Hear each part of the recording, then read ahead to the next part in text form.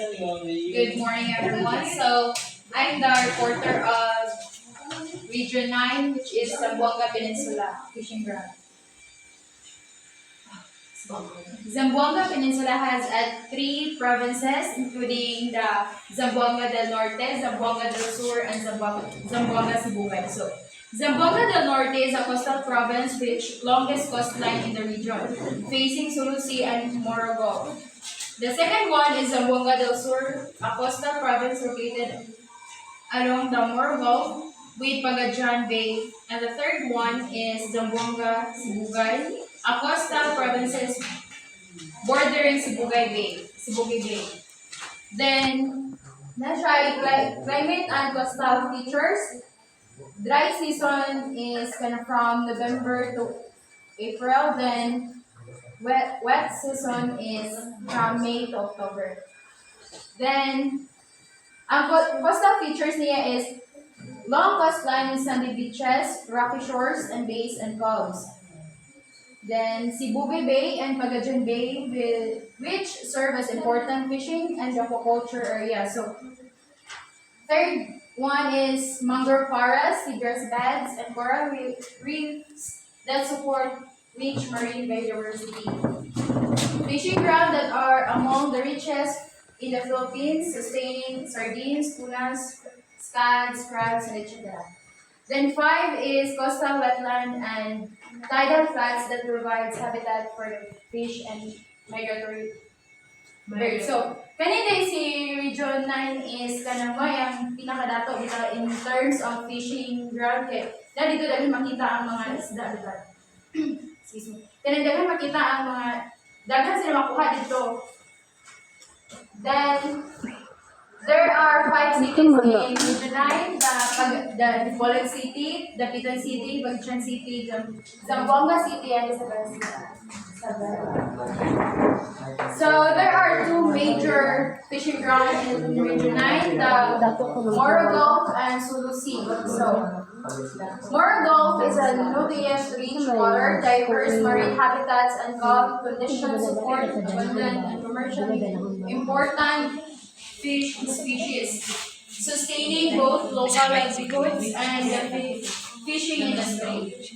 Then the second one is Sulu Sea, a major fishing ground due to its vast and nutrient-rich water, diverse marine habitats such as coral reefs, mangroves, and seabeds, and its strategic location that supports small pelagic species like sardines and commercial valuable pelagic fish such as. So, na other fishing ground. Wala itong one, duha kay major mo to. Then, natay other fishing grounds sa Zamboanga Bay, a major fishing area with rich marine resources. So, kanina si Zamboanga Bay, kanang located siya sa southern south kinapit sa Zamboanga. Then si Dumaguelas Bay, known for various fish species and shellfish. So, dahil makita dito nga mga shellfish. Then Sibugay Bay, another important fishing ground supporting local fisheries. Sibugay River support freshwater fishing activities. So, kani si Sibugay Bay, kani mong pala. Then, kani si freshwater, then, ang river man siya. So, Dapitan River known for the freshwater also. Then, Silibis Bay, southern coastline of the peninsula. And also face the sea, rich in marine biodiversity. The last one is Sindangan Bay. The bay's rich coastal and mangrove areas provides nursery grounds for many marine species. Then, natay boundaries or connection to each other. So, the northwest sa Zamboanga connected to the Sulu Sea, which links to the West Philippine Sea. Then, the south open to the Moro Gulf, part of the Silibis Sea connecting to the Indonesian fishing ground. Then the west is gateway to Sulu Archipelago and Basilan Strait, which connected to Tawi-Tawi and Sulu fisheries. And the east is more Gulf water to northern Mindanao fishing areas. So dara tong mga akong gipang ingon ganiha nga mga fishing ground. Kana na. So, muna ang picture sa Dumaquerias Bay, Sibugay Bay, Zamboanga Bay, Sinandingan Bay. Then, dito Dapitan River, Sibugay Bay, and Silver Sea. So, the target species and fisheries production. Naning makuha nga mga pelagic species which is the sardines or tamban, galunggong or randstad, tuna, and Panthermis maculata. I don't know what else siya. Then the demersal fish is wako kailangan sa mga isda, but as I search nga mo, nakita di, gipart mo na ba silang kailangan mo. So, dala na ako unja. So, demersal fishes. So, the grouper, slipmouth, Nimata gramis, then the snapper. Then the invertebrates Kadto may are pangutana. including blood cockle, shrimp, squid, and octopus. Kailan ang gusto mo Hindi namin order. So, nakuha ka ng mga aquaculture species, nag-culture din dito sa Zamboanga Peninsula, which is the seaweeds, milkfish, and tilapia. Isa nga seaweeds. Seaweeds, dyan si mga Isa color na fish. Isa ka na mga commonly na seaweed. Gusto? Masa na tula? Kaya paano, isip mo na kanamoni ang mga known, locally known, kung yung mga seaweeds na makita na rin, makita ko dito. So, guys, seaweeds na Yan mo lagi sa mo, Abil.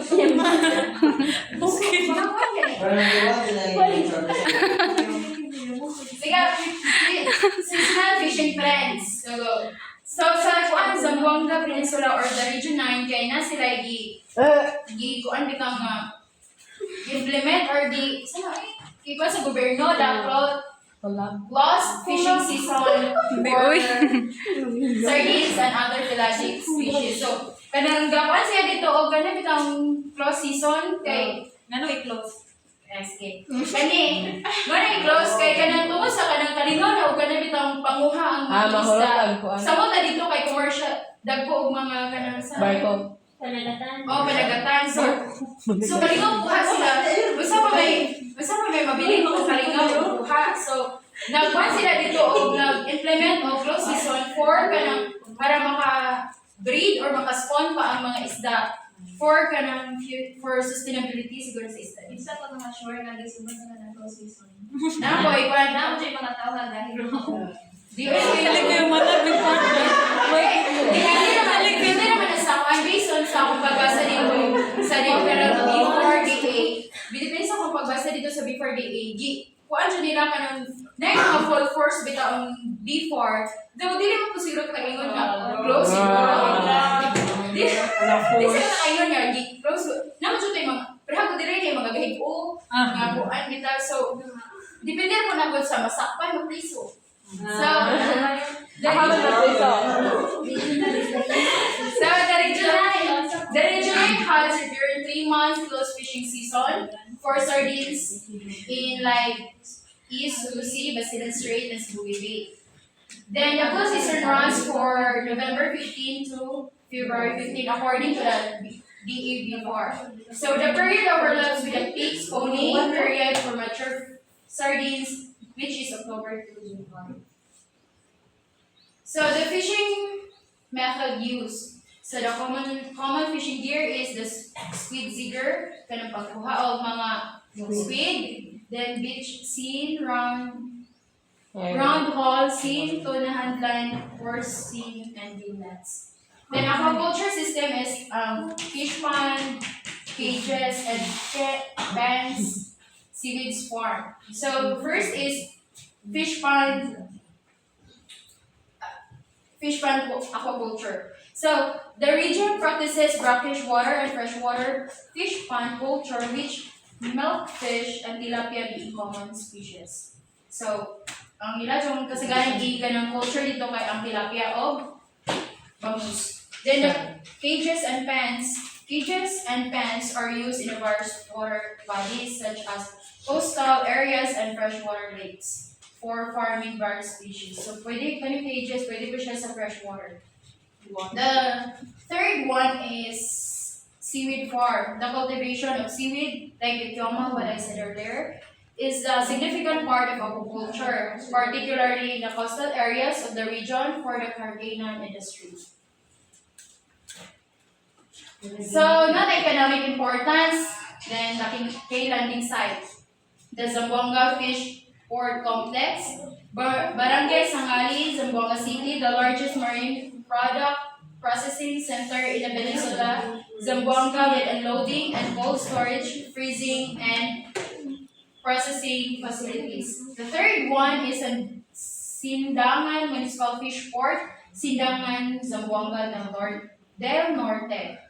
A newer municipal fish port that handles about 7 metric tons daily with trading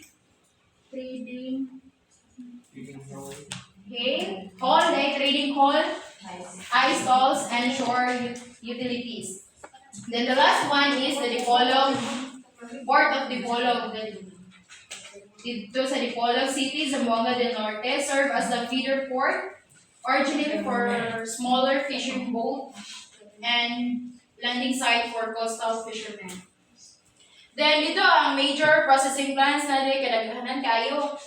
Then the first one is Southwest Asian Canning Corporation, a large sardine canning plant in Talisay, Zamboanga City, processing 64 metric tons of fresh sardines per shaft. The second one is Mega Sardine Corporation. So, ano bitang mga mega sardines na itong makaon? Naman na sa Batangas siguro. Naman na sa Manila, dapit. Naman na sa Zamboanga. Then, operates a large sardine canning factory in Talisay, Zamboanga City, one of the major players in producing canned sardine for domestic and export market. Then, the third one is Century Pacific Food, INC, one of the 12 big canning factories found in Zamboanga City. So na dito ang makita ng mga canning industry kay dito man jud ang abundant jud sa mga kanang sardines. Then the next one is Universal Canning Corporation, canning company siya nga industry, also the top sardine processors in Zamboanga City.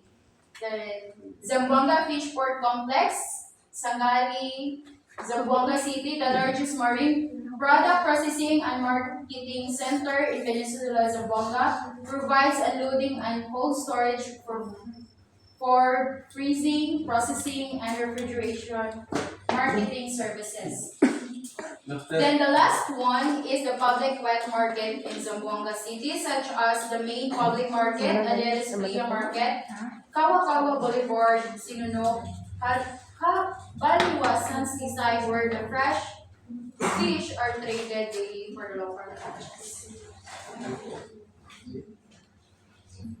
So, the local and export product from the region. So, kaning Lucky 7, kaning mga corn sardines, kaning export to USA, Middle East, and Europe.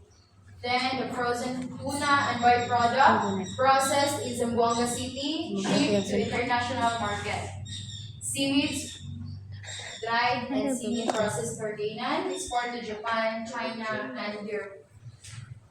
Octopus, cuttlefish, and squid exported frozen to East Asian market.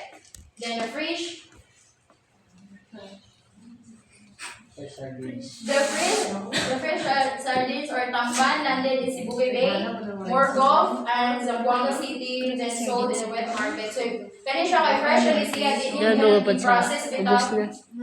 Ato din siya ihambak sa mga wet market o mga merkado. Then the milkfish or bangus and tilapia grown in aquaculture pond in Zamboanga Del Sur and Sibugay for local market. So, ito kaya pa din siya ihapak sa mga market, mga wet market. Then the mud crab or alimango and oyster from aquasilviculture and mangrove areas sold locally and regionally. Then the last one is the smoked and dried fish. or ganun lang buwad. Then product in Dipolog, Dapitan, and Pagajan for local sale. So the environmental and management aspects, the marine protected areas in the region. First one is the Manquelas Bay Protected Landscape and Seascape. Morcillabus Island Protected Landscape and Seascape. Great Little Santa Cruz Island Protected Landscape and Bulwan Island Marine Sanctuary.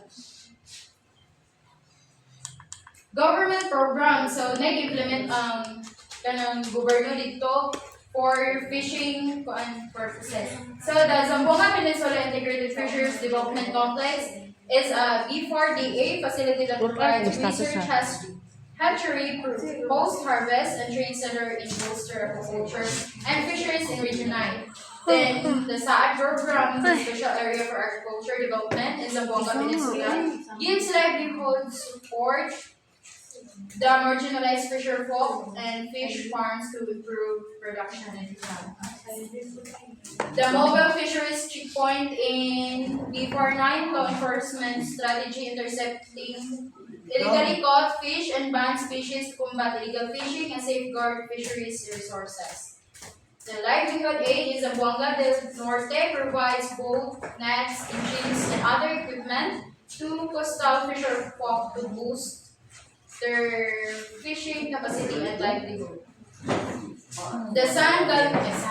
The Jose Dalman Multi-Species Hatchery, Marine Hatchery, is a government hatchery producing marine fry to reduce resilience on wild stock and support local aquaculture. The sardine close fishing season, or back to 155, is annual moratorium on sardine fishing in certain water bodies to allow fish spawning and healthy fish return.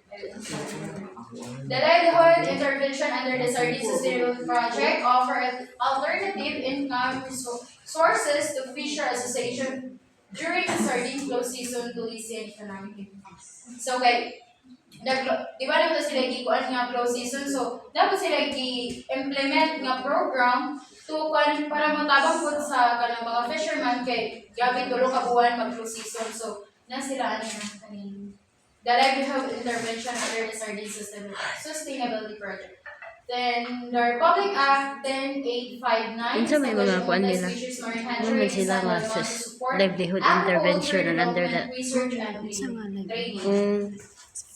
The last one is the Republic Act 12106 on 2004, create a multi-species marine hatchery in Liloy, Zamboanga del Norte for LGU lead marine system and culture advancement. Then NGO or Community Initiative in Fisheries Management, nakapunungan sa gagmay mag-iisda sa Concepcion, Fisher Folk Association in Barangay Concepcion, Cabasalan, Sibugue Bay. They do mangrove reforestation, marine patrol, seaweeds, and oyster farming. Coalition of Municipal Fisher Folk Association of Zamboanga, Sibugay. The Federation of 50 to 60 Fisher Folk Association is Sibugay Bay. Work on livelihood development, conservation, legal recognition of communities. Third one is the Talusan Badjao Fisher Folk Association, a community association in Talusan, Zamboanga, Sibugay, supported before SAAD with fishing gear and chikara. The last one is Concepcion Fisher Folk Association. Barangay Concepcion, Alicia, Zamboanga, Sibugay, involved in aquaceltic or mangrove craft and mangrove management. So, na yung mga challenges, ito ba sa Zamboanga Zamboanga Peninsula. So, the climate change, overfishing, pollution, and red tide or harmful algal blooms. Then habitat destruction. So, balik naman din ba ang mga destruction, di natin natin deeper pa. So, opportunities, aquaculture expansion. So, Mariculture Parks established and upgrade Mariculture Park to include integrated facilities like hatcheries, feed mills, ice ponds, cold storage, and processing plant to value-added product. So, the second one is inland waters. Explore the potential and aquaculture in inland water bodies such as dams, lakes, which could generate income for nearby residents. So, kay through kanang dams bitaw ng mga kanang kabutiran makakuha ng mga tao dito nga mag culture getting enough na tubig nga makuhaan nila. So ecotourism. Develop ecotourism initiatives that direct involve local communities. These can include guided fishing tour, boat rentals, and hospitality services, providing an alternative livelihood for fishermen. Cultural and coastal tourism. Integrated fisheries with tourism in areas like Dipolog and Dapitan by leveraging the seafood-centric food culture, historical site, and beautiful beaches. Value-added products. Utilize processing facilities in mariculture parks to create value-added products from fish and other marine products. And the last one is strengthen post-harvest system to reduce waste and increase the marketability of the product. And the status of the Region 9. So, this is from the SA. Then, as you can see that 2021 kita ko siya, then up until na 2023 siya hinubo siya sa commercial, municipal, civic, and aquaculture, and civil. So one of kanang based on my research kaning sa according to B4DA, nabuo siya kay bitaw kay dito man ang mga sakay kanang dagko bitaw ang kaning sardine so kalingaw buha up until nga kanang nagkuan bitaw kanang as the time pass by so kalingaw buha so mas makuan siya males mo nang 2021 dako siya.